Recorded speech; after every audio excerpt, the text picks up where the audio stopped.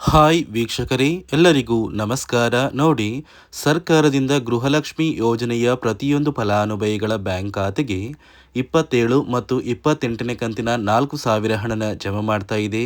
ಮತ್ತು ನಿಮ್ಮ ಬ್ಯಾಂಕ್ ಖಾತೆಗೆ 26 ಮತ್ತು 27ನೇ ಕಂತಿನ ಹಣ ಬಾಕಿ ಇದ್ರೂ ಕೂಡ ಆ 2 ತಿಂಗಳ 4 ಹಣನ ಕೂಡ ಸರ್ಕಾರ ಜಮಾ ಮಾಡ್ತಾ ಇದ್ದು, ಒಟ್ಟು 8,000 ಹಣನ ನಿಮ್ಮ ಬ್ಯಾಂಕ್ ಖಾತೆಗೆ ಸರ್ಕಾರ ಮಾರ್ಚ್ 27 ಅಂದರೆ ಶುಕ್ರವಾರದಿಂದ ಕರ್ನಾಟಕದ ಒಟ್ಟು 23 ಜಿಲ್ಲೆಗಳ ಪ್ರತಿ ಫಲಾನುಭವಿಗಳಿಗೆ ಈ ಒಂದು ಹಣನ ಸರ್ಕಾರ ಜಮಾ ಮಾಡ್ತಾ ಇದೆ.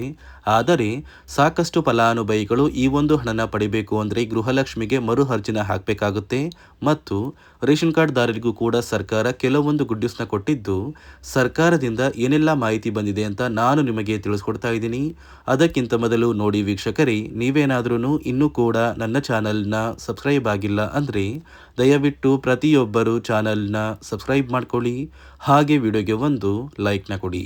ಹೌದು ವೀಕ್ಷಕರೇ, ಸರ್ಕಾರ ಪ್ರತಿಯೊಂದು ಗೃಹಲಕ್ಷ್ಮಿ ಯೋಜನೆಯ ಫಲಾನುಭವಿಗಳ ಬ್ಯಾಂಕ್ ಖಾತೆಗೆ ಒಟ್ಟು ಬಾಕಿ ಇರುವ ನಿಮ್ಮ ಬ್ಯಾಂಕ್ ಖಾತೆಗೆ 2 ತಿಂಗಳ ಹಣ ಬರುತ್ತೆ ಮತ್ತು ಮತ್ತೆ 2 ತಿಂಗಳ ಹಣ ಬರುತ್ತೆ. ಅಂದರೆ 26, 27, 28, 29 ಈ 4 ತಿಂಗಳ ಒಟ್ಟು 8,000 ಹಣನ ನಿಮ್ಮ ಬ್ಯಾಂಕ್ ಖಾತೆಗೆ ಕೊನೆಗೂ ಸರ್ಕಾರ ಜಮಾ ಮಾಡಲಿದ್ದು, ನಿಮ್ಮ ಬ್ಯಾಂಕ್ ಖಾತೆಗೆ ಖಂಡಿತವಾಗಿಯೂ ಹಣ ಬಂದೇ ಬರುತ್ತೆ. ಯಾಕಂದರೆ ಈಗಾಗಲೇ ಸಾಕಷ್ಟು ಜಿಲ್ಲೆಗಳಿಗೆ ಹಣ ಜಮಾ ಆಗಿದ್ದು, ಸರ್ಕಾರದಿಂದ ಮಾರ್ಚ್ 27 ಶುಕ್ರವಾರ ಯಾವ ಜಿಲ್ಲೆಗಳಿಗೆ ಹಣ ಬರ್ತಾ ಇದೆ ಅಂದರೆ, ಮೊದಲಿಗೆ ಬಾಗಲಕೋಟೆ, ಬೆಳಗಾವಿ, ವಿಜಯಪುರ, ಗದಗ, ಹಾವೇರಿ, ಬೆಂಗಳೂರು ನಗರ, ಬೆಂಗಳೂರು ಗ್ರಾಮಾಂತರ, ರಾಮನಗರ, ದಾವಣಗೆರೆ, ಕೋಲಾರ, ಶಿವಮೊಗ್ಗ, ತುಮಕೂರು, ಚಾಮರಾಜನಗರ, ಚಿಕ್ಕಮಗಳೂರು, ದಕ್ಷಿಣ ಕನ್ನಡ, ಹಾಸನ, ಕೊಡಗು, ಮಂಡ್ಯ, ಮೈಸೂರು, ಉಡುಪಿ, ಬಳ್ಳಾರಿ, ಬೀದರ್, ಕಲಬುರಗಿ, ಕೊಪ್ಪಳ, ರಾಯಚೂರು, ವಿಜಯನಗರ ಮತ್ತು ಯಾದಗಿರಿ ಈ ಜಿಲ್ಲೆಗಳ ಪ್ರತಿಯೊಂದು ಫಲಾನುಭವಿಗಳ ಬ್ಯಾಂಕ್ ಖಾತೆಗೆ ಸರ್ಕಾರ ಗೃಹಲಕ್ಷ್ಮಿ ಯೋಜನೆಯ 27 ಮತ್ತು 28ನೇ ಕಂತಿನ ಹಣನ ಜಮಾ ಮಾಡ್ತಾ ಇದೆ. ಒಂದು ವೇಳೆ 26, 27ನೇ ಕಂತಿನ ಹಣ ಪೆಂಡಿಂಗ್ ಇದ್ರೂ ಕೂಡ ಈ 2 ತಿಂಗಳ 4,000 ಹಣ ಬರುತ್ತೆ. ನಂತರ ಮತ್ತೆ 2 ತಿಂಗಳ 4,000 ಹಣನ ನಿಮ್ಮ ಬ್ಯಾಂಕ್ ಖಾತೆಗೆ ಸರ್ಕಾರ ಜಮಾ ಮಾಡುತ್ತೆ. ಆದರೆ ಈ ಬಾರಿ ಸುಮಾರು 2 ಲಕ್ಷಕ್ಕಿಂತ ಅಧಿಕ ಫಲಾನುಭವಿಗಳಿಗೆ ಸರ್ಕಾರ ಗೃಹಲಕ್ಷ್ಮಿ ಯೋಜನೆಯ ಹಣನ ಕ್ಯಾನ್ಸಲ್ ಮಾಡಿದೆ. ಕಾರಣ ಏನು ಅಂದರೆ, ಸಾಕಷ್ಟು ಫಲಾನುಭವಿಗಳು ಗೃಹಲಕ್ಷ್ಮಿ ಹಣನ ಪಡಿತಾ ಇದ್ದಾರೆ. ಆದರೆ ಈ 2 ಲಕ್ಷ ಫಲಾನುಭವಿಗಳು ಮರಣ ಹೊಂದಿದ್ದಾರೆ. ಯಾರೆಲ್ಲ ಗೃಹಲಕ್ಷ್ಮಿ ಫಲಾನುಭವಿಗಳು ಮೃತಪಟ್ಟಿದ್ದಾರೆ ಅಂತಹ ಫಲಾನುಭವಿಗಳ ಬ್ಯಾಂಕ್ ಖಾತೆಗೂ ಹಣ ಜಮಾ ಆಗ್ತಾ ಇದೆ. ಇದೇ ಕಾರಣಕ್ಕೆ ಸರ್ಕಾರ ಕೆಲವು ಅಧಿಕಾರಿಗಳನ್ನ ನೇಮಕ ಮಾಡಿ ನಿಮ್ಮ ಗ್ರಾಮಕ್ಕೆ ಕಳಿಸ್ತಾ ಇದ್ದಾರೆ.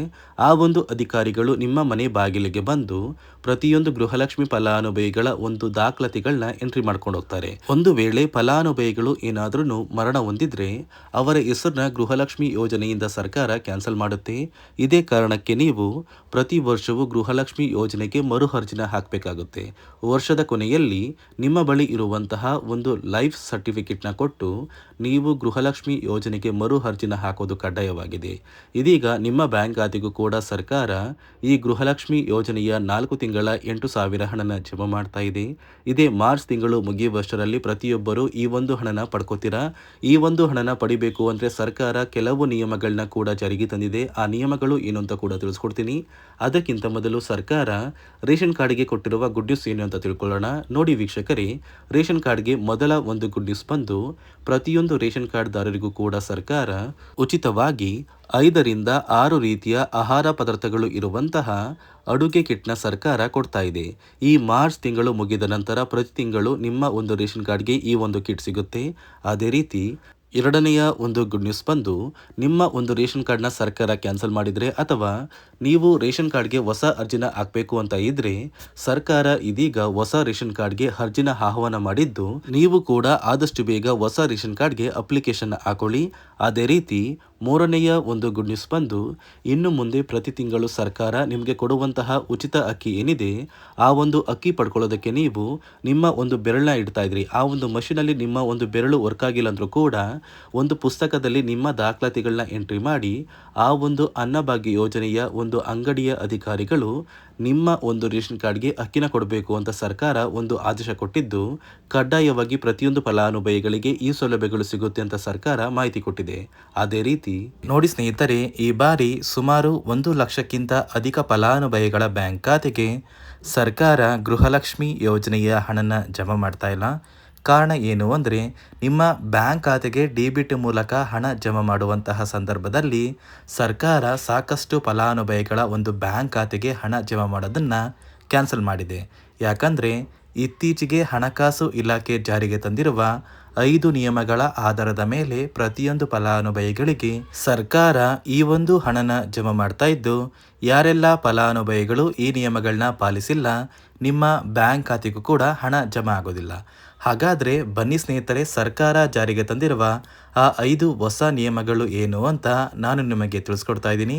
ನೋಡಿ ಸ್ನೇಹಿತರೆ, ಮೊದಲನೆಯ ಒಂದು ನಿಯಮ ಬಂದು ಸಾಕಷ್ಟು ಫಲಾನುಭವಿಗಳು ಹೊಂದಿರುವಂತಹ ಒಂದು ರೇಷನ್ ಕಾರ್ಡ್ ಏನಿದೆ, ಆ ಒಂದು ರೇಷನ್ ಕಾರ್ಡ್ನ ಮನೆಯ ಸದಸ್ಯರ ಪ್ರತಿಯೊಬ್ಬರ ಒಂದು ಆಧಾರ್ ಕಾರ್ಡ್ನ ನಿಮ್ಮ ರೇಷನ್ ಕಾರ್ಡ್ಗೆ ಕಡ್ಡಾಯವಾಗಿ ಲಿಂಕ್ ಮಾಡಿಸ್ಬೇಕು.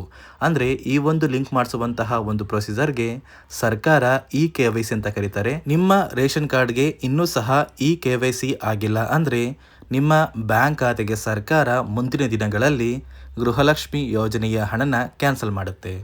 ಅದೇ ರೀತಿ ಎರಡನೆಯ ಒಂದು ನಿಯಮ ಬಂದು ಸಾಕಷ್ಟು ಫಲಾನುಭವಿಗಳು ಕಳೆದ 3 ತಿಂಗಳಿಂದ ಸರ್ಕಾರದಿಂದ ಬರ್ತಾ ಇರುವಂತಹ ಒಂದು ರೇಷನ್ ಏನಿದೆ, ಅಂದರೆ ಉಚಿತ ಅಕ್ಕಿ ಏನಿದೆ, ಈ ಒಂದು ರೇಷನ್ನ ಪಡ್ಕೋತಾ ಇಲ್ಲ.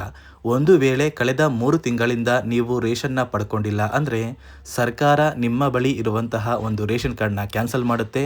ನಿಮ್ಮ ರೇಷನ್ ಕಾರ್ಡ್ನ ಸರ್ಕಾರ ಕ್ಯಾನ್ಸಲ್ ಮಾಡಿದರೆ ನಿಮ್ಮ ಬ್ಯಾಂಕ್ ಖಾತೆಗೆ ಗೃಹಲಕ್ಷ್ಮಿ ಯೋಜನೆಯ ಹಣ ಇರ್ಬೋದು ಮತ್ತು ಸರ್ಕಾರದಿಂದ ಬರುವಂತಹ ಒಂದು ಸೌಲಭ್ಯಗಳನ್ನ ನೀವು ಕಳ್ಕೋಬೇಕಾಗುತ್ತೆ. ಅದೇ ರೀತಿ ಮೂರನೆಯ ಒಂದು ನಿಯಮ ಬಂದು ನೋಡಿ ಸ್ನೇಹಿತರೆ, ನಿಮ್ಮ ಬಳಿ ಇರುವಂತಹ ಒಂದು ಆಧಾರ್ ಕಾರ್ಡ್ ಏನಿದೆ, ಆ ಒಂದು ಆಧಾರ್ ಕಾರ್ಡ್ನ ಕಳೆದ 15 ವರ್ಷಗಳಲ್ಲಿ ನೀವು ಯಾವುದೇ ರೀತಿಯ ಒಂದು ತಿದ್ದುಪಡಿನ ಮಾಡಿಸಿಲ್ಲ ಅಂದರೆ ನಿಮ್ಮ ಬ್ಯಾಂಕ್ ಖಾತೆಗೆ ಸರ್ಕಾರ ಗೃಹಲಕ್ಷ್ಮಿ ಯೋಜನೆಯ ಹಣನ ಕ್ಯಾನ್ಸಲ್ ಮಾಡುತ್ತೆ. ಯಾಕಂದರೆ ಸರ್ಕಾರದಿಂದ ಬಂದಿರುವಂತಹ ಒಂದು ಆದೇಶದ ಪ್ರಕಾರ ಪ್ರತಿಯೊಂದು ಫಲಾನುಭವಿಗಳು ಕಳೆದ 15 ವರ್ಷಗಳಲ್ಲಿ ಯಾವುದೇ ರೀತಿಯ ಒಂದು ತಿದ್ದುಪಡಿನ ನಿಮ್ಮ ಆಧಾರ್ ಕಾರ್ಡ್ಗೆ ನೀವು ಮಾಡಿಸಿಲ್ಲ ಅಂದರೆ ಕಡ್ಡಾಯವಾಗಿ ಆದಷ್ಟು ಬೇಗ ನಿಮ್ಮ ಆಧಾರ್ ಕಾರ್ಡ್ಗೆ ತಿದ್ದುಪಡಿನ ಮಾಡಿಸಿ. ಅದೇ ರೀತಿ ನಾಲ್ಕನೆಯ ಒಂದು ನಿಯಮ ಬಂದು ನಿಮ್ಮ ಕುಟುಂಬದ ಒಂದು ವಾರ್ಷಿಕ ಆದಾಯ 7 ಲಕ್ಷಕ್ಕಿಂತ ಕಡಿಮೆ ಇರಬೇಕು. ಒಂದು ವೇಳೆ ನಿಮ್ಮ ಕುಟುಂಬದ ವಾರ್ಷಿಕ ಆದಾಯ 7 ಲಕ್ಷಕ್ಕಿಂತ ಜಾಸ್ತಿ ಇದ್ದರೆ ನಿಮ್ಮ ಬ್ಯಾಂಕ್ ಖಾತೆಗೆ ಸರ್ಕಾರ ಗೃಹಲಕ್ಷ್ಮಿ ಯೋಜನೆಯ ಹಣನ ಕ್ಯಾನ್ಸಲ್ ಮಾಡುತ್ತೆ. ಅದೇ ರೀತಿ ಐದನೆಯ ಒಂದು ನಿಯಮ ಬಂದು ನಿಮ್ಮ ಕುಟುಂಬದ ಸದಸ್ಯರು ಅಥವಾ ಗೃಹಲಕ್ಷ್ಮಿ ಯೋಜನೆಯ ಫಲಾನುಭವಿಗಳು ಯಾರು ಕೂಡ ಸರ್ಕಾರಿ ನೌಕರರಾಗಿ ಕಾರ್ಯನಿರ್ವಹಿಸ್ತಾ ಇರಬಾರ್ದು. ಒಂದು ವೇಳೆ ನಿಮ್ಮ ಕುಟುಂಬದಲ್ಲಿ ಯಾರೇ ಆಗಿದ್ರೂ ಸರ್ಕಾರಿ ನೌಕರರಾಗಿ ಕಾರ್ಯನಿರ್ವಹಿಸ್ತಾ ಇದ್ದರೆ ನಿಮ್ಮ ಬ್ಯಾಂಕ್ ಖಾತೆಗೆ ಗೃಹಲಕ್ಷ್ಮಿ ಯೋಜನೆಯ ಹಣ ಕ್ಯಾನ್ಸಲ್ ಆಗುತ್ತೆ. ಈ 5 ನಿಯಮಗಳ ಆಧಾರದ ಮೇಲೆ ಪ್ರತಿಯೊಂದು ಫಲಾನುಭವಿಗಳಿಗೆ ಸರ್ಕಾರ ಹಣ ಜಮಾ ಮಾಡ್ತಾ ಇದೆ. ಒಂದು ವೇಳೆ ನೀವು ಈ 5 ನಿಯಮಗಳನ್ನ ಪಾಲಿಸಿಲ್ಲ ಅಂದರೆ ನೀವು ಕೂಡ ಗೃಹಲಕ್ಷ್ಮಿ ಯೋಜನೆಯ ಹಣದಿಂದ ವಂಚಿತರಾಗಬೇಕಾಗುತ್ತೆ. ನೋಡಿ ವೀಕ್ಷಕರೇ, ನಿಮ್ಮ ಬ್ಯಾಂಕ್ ಖಾತೆಗೂ ಕೂಡ ಸರ್ಕಾರದಿಂದ ಮಾರ್ಚ್ 27 ಅಂದರೆ ನಾಳೆ ಶುಕ್ರವಾರದಿಂದ ಕರ್ನಾಟಕದ 23 ಜಿಲ್ಲೆಗಳ ಪ್ರತಿ ಫಲಾನುಭವಿಗಳಿಗೆ 4 ತಿಂಗಳ ಪೆಂಡಿಂಗ್ ಇರುವ ಗೃಹಲಕ್ಷ್ಮಿ ಹಣ ಬರ್ತಾ ಇದೆ. ಅದೇ ರೀತಿ ಪ್ರತಿಯೊಂದು ರೇಷನ್ ಕಾರ್ಡ್ದಾರರಿಗೂ ಕೂಡ ಪ್ರತಿಯೊಂದು ಸೌಲಭ್ಯಗಳನ್ನ ಸರ್ಕಾರ ಆದಷ್ಟು ಬೇಗ ಕೊಡುತ್ತೆ ಅಂತ ಹೇಳ್ತಾ, ಇದಿಷ್ಟು ಸರ್ಕಾರದಿಂದ ಬಂದಿರುವ ಹೊಸ ಮಾಹಿತಿಯಾಗಿದೆ.